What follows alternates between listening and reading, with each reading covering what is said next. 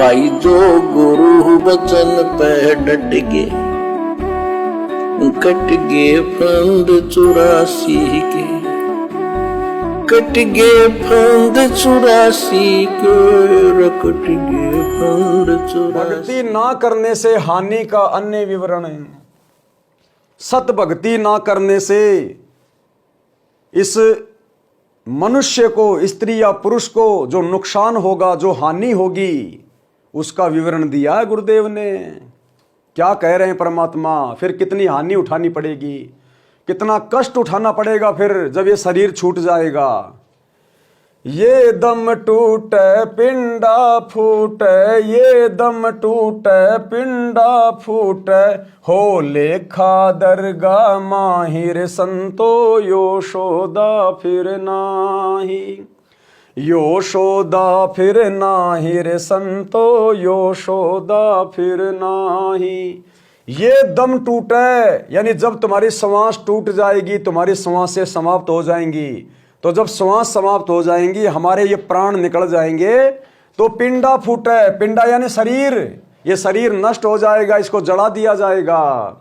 ये दम टूटे पिंडा फूटे, उसके बाद क्या होगा फिर? हो लेखा दरगाह माई, फिर ये जीव आत्मा ऊपर धर्मराज के, परमात्मा के दरबार में जाएगी और अपना लेखा जोखा देगी। वहां लाइन में खड़े होंगे सब, प्रधानमंत्री हो, चाहे भिखारी हो, चाहे कोई बिजनेसमैन हो, चाहे कोई बहुत बड़ा शंकराचार्य हो, आचार्य हो, अमेरिका का राष्ट्रपति हो, धर्मराज के दरबार में नंगे होके लाइन में खड़े होंगे अपना हिसाब किताब देने के लिए। और धर्मराज तो एक ही सवाल करेगा, ला भाई क्या लाया कमा के? तो देखेंगे भैया बेटा बेटी, कार कोठी मकान जायदाद, अरबों खरबों की संपत्ति, वो प्रधानमंत्री का पद सब वही रह गया, कुछ लाए नहीं साथ में। वहां केवल भक्ति धन की इज्जत है, और भक्ति आपने सतगुरु धारण करके की नहीं। गुरु भी बनाए तो ये नकली बना लिए, दुनिया भर के जो गांव गांव में बैठे हैं, पीले पीले तिलक लगा के, पीले कपड़े पहन के, दुनिया भर के आडंबर करके, ये सतगुरु नहीं है, ये गुरु नहीं है। इनकी भक्ति करो ना करो कोई फायदा नहीं है। तो धर्मराज कहेगा, भैया मैंने तुझे श्वासों की पूंजी दी थी और तुझे अच्छे से समझाया था कि देख, ये मनुष्य जन्म स्त्री या पुरुष का जो तुझे दे रहा हूं, केवल भक्ति करने के लिए दे रहा हूं, और तुझे मैं श्वासें दे रहा हूं गिन के। इन श्वासों का सदुपयोग करना, सतगुरु से उपदेश लेके उनके मंत्रों का जाप करना, उनकी सेवा करना, और भक्ति धन इकट्ठा करके लेके आना, तब तू साहूकार होगा, सेठ होगा, तेरी इज्जत होगी। ला कितनी भक्ति लेके आया है। कबीरा सब जग निर्धना, धनवंता ना कोई, धनवंता सोई जानिए, जिसके पास सतगुरु का नाम रूपी धन होए। वो हाथ मलता रह जाएगा वहां। फिर धर्मराज उसको घोर यातनाएं देगा, नरक कुंड में डालेगा ऐसी निकम्मी आत्मा को, जो ये अनमोल मनुष्य जन्म बर्बाद करके आ गया।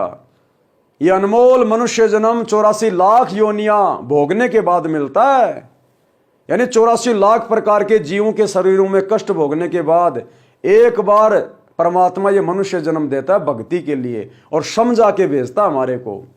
लेकिन यहां आके हम सब कुछ भूल जाते हैं, इसलिए फिर वो सतगुरु आके याद दिलाता है, और सतगुरु के सत्संग हम सुनते नहीं, सतगुरु की भक्ति हम करते नहीं, फिर हम वापस परमात्मा के दोषी बन जाते हैं। वहां पर फिर परमात्मा हमसे नाराज होता है, और हमारे को फिर परमात्मा नरक में डालता है, गधे कुत्ते के शरीर में डालता है। तो कहते फिर वहां पर तेरा लेखा होगा, तेरा अकाउंट लिया जाएगा वहां। ये दम टूटे पिंडा फूटे, ये दम टूटे पिंडा फूटे, हो लेखा दरगाह माहिर संतो यशोदा फिर नाही। ये सतगुरु की भक्ति रूपी सौदा, ये मनुष्य शरीर छूटने के बाद फिर नहीं मिलेगा। उस दरगाह में मार पड़ेगी, उस दरगाह में मार पड़ेगी, भाई जम पकड़ेंगे बाहिर संतो यशोदा फिर नाही, यशोदा फिर नाही रे संतो यशोदा फिर नाही। फिर उस दरगाह में तेरी मार पड़ेगी, जब तू खाली हाथ खड़ा होगा तो फिर धर्मराय तुझे यमदूतों के हवाले कर देगा, यमदूतों के हवाले। जैसे कोर्ट का आदेश आने के बाद मुजरिम को पुलिस वालों के हवाले कर दिया जाता है उनकी कुटाई पिटाई करने के लिए, सजा देने के लिए। तो धर्मराज वहां हमारा लेखा लेगा और देखेगा इसने सतगुरु की भक्ति की नहीं, ये कोई भक्ति धन लाया ही नहीं, ये तो फालतू के रुपए पैसे जोड़ने में लगा रहा, जीवन बर्बाद करके आ गया। फिर वो धर्मराज यमदूतों के हवाले कर देगा और यमदूत उसकी बांह पकड़ के और उसको नरक में ठोकेंगे। जहां मन में आया वहां लठों से मारेंगे, मुकदरों से मारेंगे। उस दरगाह में मार पड़ेगी, उस दरगाह में मार पड़ेगी, जम पकड़ेंगे बाहिर संतो यशोदा फिर नाही। क्या कहते हैं परमात्मा? नर नारायण दे पाय कर, नर नारायण दे पाय कर, तू फिर 84 जाहिर संतो यशोदा फिर नाही। परमात्मा कहते हैं हे नादान प्राणी, नर नारायण दे पाए कै, नारायण यानी भगवान, नर यानी इंसान, कि भगवान ने यानी नारायण ने तुझे अपने जैसा शरीर दिया और ऐसा अनमोल शरीर प्राप्त करके भी तू फिर 84 लाख योनियों में गधे कुत्ते सुअर बनने के लिए जाएगा। तेरे से बड़ा निर्भागी कोई नहीं। अरे इस नर देह से तो हमने भक्ति करके नारायण को प्राप्त करना था, हमने मोक्ष प्राप्त करना था, और ये भगवान जैसी सुंदर देह प्राप्त करके भी तूने भक्ति ना करके 84 लाख योनियों में जाने के काम कर दिए। तेरे जैसा निर्भाग प्राणी और कौन होगा। नर नारायण दे पाय कर, नर नारायण दे पाय कर, तू फिर 84 में जाहिर संतो यशोदा फिर नाही, यशोदा फिर नाही रे संतो। यानी सतगुरु की भक्ति का ये सौदा भाई तुझे फिर नहीं मिलेगा शरीर छूटने के बाद। फिर क्या कहते हैं परमात्मा कि हे नादान प्राणी, क्या तुझे उस दिन की जरा भी शर्म नहीं है? क्या तुझे जरा भी डर नहीं है कि ऊपर जाकर परमात्मा जब तेरा लेखा लेगा और तुझे सजा मिलेगी उस दिन तेरे साथ में क्या बनेगी? तुझे जरा भी डर नहीं है क्या? उस दिन की मोहे डर नहीं लागे, उस दिन की मोहे डर नहीं लागे, लज्जा रे अक नाही रे संतो यशोदा फिर नाही। उस दिन की मोहे डर नहीं लागे कि हे नादान प्राणी, तुझे उस दिन का डर क्यों नहीं लग रहा जब तू खाली हाथ धर्मराज के दरबार में जाएगा, तुझे लठों से मारा जाएगा, तुझे सजा दी जाएगी। कहते हैं अगर तुझे इन सभी समस्याओं से बचना है, इन कष्टों से बचना है, तो कहते हैं एक ही समाधान है, जा सतगुरु की मैं बलिहारी, जा सतगुरु की मैं बलिहारी, जो जामन मरण मिटाई रे संतो यशोदा फिर नाही, यशोदा फिर नाही रे संतो यशोदा फिर नाही। कहते हैं मैं बलिहारी जाऊं, मैं कुर्बान हो जाऊं उस सतगुरु के ऊपर जिसने मुझे अपनी शरण में लेकर शत भक्ति देकर और मेरे जन्म मरण का रोग मिटा दिया। ना गधा बनना, ना कुत्ता बनना, ना सुअर बनना, ना कभी इंसान बनना। सतगुरु के साथ सतगुरु के लोक में जाएंगे अखंड सुख भोगने के लिए। जामन मरण, जन्म लेना फिर मरना, जन्म लेना फिर मरना, कभी गधा बनना कभी कुत्ता बनना। कहते हैं मैं अपने उस सतगुरु की बलिहारी जाऊं जिसने अपनी भक्ति के प्रताप से, अपने आशीर्वाद से मेरे जन्म मरण का रोग समाप्त कर दिया। जा सतगुरु की मैं बलिहारी, जा सतगुरु की मैं बलिहारी, यो जामन मरण मिटाहि रे संतो यशोदा फिर नाही। मरने के बाद फिर क्या होगा? तो जिस कुल परिवार के चक्कर में, जिनके पेट भरने के चक्कर में, जिनको सुखी देखने के चक्कर में तूने दिन देखा ना रात देखी, तूने कोई भी अच्छा काम नहीं किया, तूने लोगों को ठगा, चोरी करी, रिश्वत ली, सारे उल्टे काम किए, या कोई भी उल्टा काम नहीं किया तो बिना सतगुरु की भक्ति के अपने परिवार के पोषण में गधे और बैल की तरह तू कमाता रहा। कहते हैं फिर वो तेरा कुल परिवार कुटुंब तेरे साथ नहीं जाएगा।